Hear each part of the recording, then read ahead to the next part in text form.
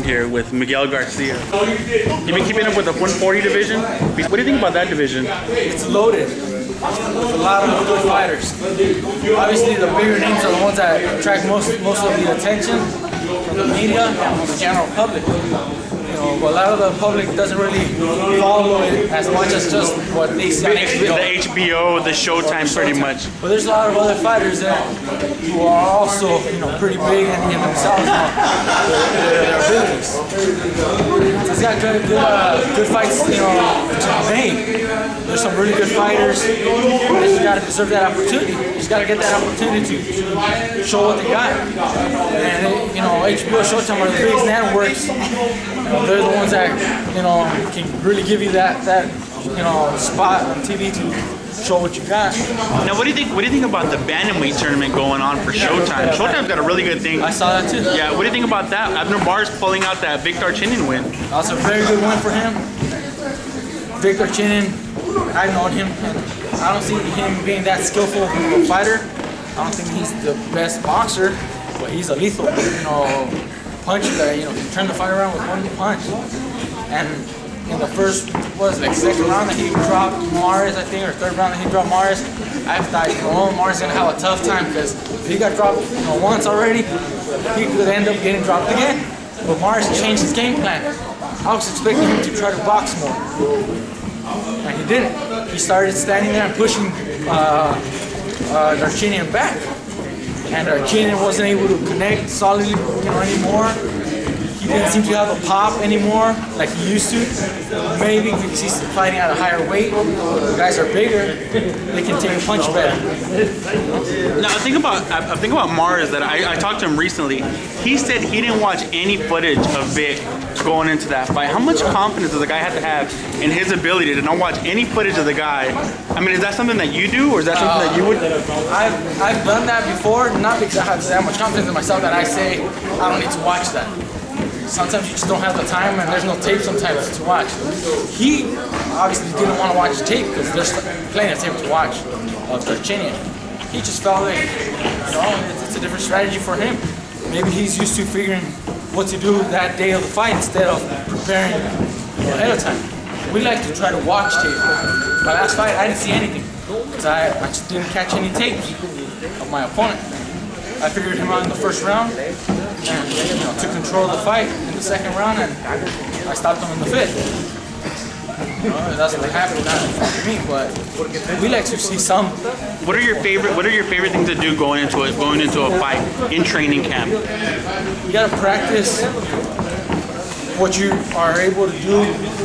As far as if someone's a good boxer, then practice how to box. That's what you can do best. Practice how to box. That way, in the ring, night of the fight, you don't get tired. You're gonna try to maybe slug it with some guy. Practice that in the sparring. That way, you don't get tired in one round of exchange. So you gotta be in good shape to do what you're gonna do on the fight. So that's where watching tapes comes into play. You have to prepare for what kind of fight you want to do the night of fight. Now, you were voted as last year's prospect of the year by Max Boxing. How does that make you feel?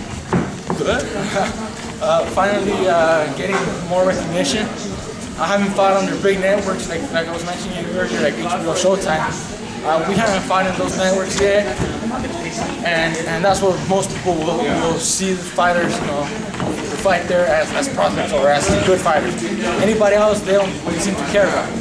But to get nominated and then win the vote for Prospect of the Year by Max Boxing, a very big website, and also by Boxing Scene. That gives me more credit to what I'm able to do. They pay attention to my fights, and they notice that I'm able to win my fights well and perform well, and it's good for me. You think it's only a matter of time before you start getting more recognition, maybe start getting those HBO Showtime dates? Well, they were talking about me fighting under the Bam Bam card, maybe on the undercard, maybe not the Showtime card. But they also were trying to get me on a March 12th date in instead of the 26th of February, fighting March 12th for the WBA title under what is it called? Cotto Mayorga. Yeah. Fighting under the Cotto Mayorga card for the title. That's going to be on pay-per-view, too. That'll be a pay-per-view show. So either way, it seems like better things are coming this year for me. Whether I fight on the 26th, on the 12th, or whatever. It seems like they're starting to really, try to get me on those bigger TV spots. So it's all good for me. Now, you're someone that, like a lot of fighters are, they get on that big stage, they start sweating it out, maybe they think they have too much pressure on them. How are you looking into something like that? I don't have pressure. I'm always the same fighter. I fought my last fight under the Anaheim card that they had here, Top Rank, on December the 4th. Oh, in Harm's Way. Harm's Way. I fought that night, and there were a lot of people there to see me. I don't feel pressure to do something. If you see my fight, I started the fight very calm, very patient. That's the kind of fighter I am. Very calm, very patient. I'm not even trying to rush to get things, done and get the people to get pleased. I'm there to do my job. I fought on Margarito card back in May of last year in Mexico. There was over 16,000 people there. Against Robert Garcia. Against Robert Garcia. Now, those people weren't there for me. Obviously, they were there to see Margarito. But even that, they responded to my entrance, to support me. They applauded me, they cheered for me. I didn't feel pressure to try to stop my opponent. I went the distance with him. I boxed, I did well. I won a unanimous decision. I've been fighting under some pretty big cards, and I don't feel pressure to try to, satisfy the people there. Now, what names in your division are you looking at to go after to prove a point that you've arrived? We're not looking just, for one name. We're not chasing anybody. Right now, I'm ranked number 1 to challenge Gamboa. I'm his mandatory challenger. But if that fight doesn't happen, there's other fighters that can fight. They also mentioned JuanMa for me, a possible fight against him. Happens, good. I'm not following just one. Whichever gives me the opportunity, I'll be happy and glad that they gave me the opportunity. But that's just business now. Whatever works for them. They're the champions. Whoever pays them the most is probably gonna give me the opportunity. Do you think a fight with JuanMa or a fight with Gamboa is taking a big leap forward? Are you ready for that challenge? I've been ready. I feel that I'm a better fighter than these guys. It's just a matter of time for me to get that opportunity. They're great fighters. It's not something that I'm gonna take lightly. They're great champions. Gamboa, former Olympic gold medalist, now two-time champion, two belts now, and Lopez, 2 divisional champion. These guys are top, elite fighters. But I believe in myself also. And in order for me to achieve that status, I have to beat these guys. I think I'm able to do that. So, whichever of them gives me the opportunity, I'll be ready for whatever they have. Now, are you someone, if it ever comes to something like that, are you someone that would want to stay at your division and unify the titles, as opposed to someone who's just looking to move up, always looking to move up, looking to move down? I know what you mean. Some fighters get a belt, maybe defend once or twice and then move up in weight. I'm not looking to do that yet. One, I'm not a big 126 pounder compared to the 130s. 130s gonna be a bigger guys than me. Some fighters who have done that, and a name that comes up right now is Robert Guerrero. He started at 126, but he was always a big 126. He moved up to 130, then 135. Now I think he's fighting 135. I'm not that huge of a guy. The 126-pound champions right now are actually a little bit shorter than me, a little smaller than me. But I'm not a huge 125 that I can move up, 130 and then 135. I'm gonna try to stay at 126 as much as I can.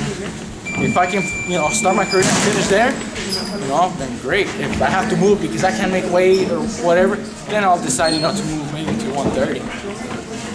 Now, growing up, what guys did you end up idolizing? Even guys at 126? I always admired Mayweather,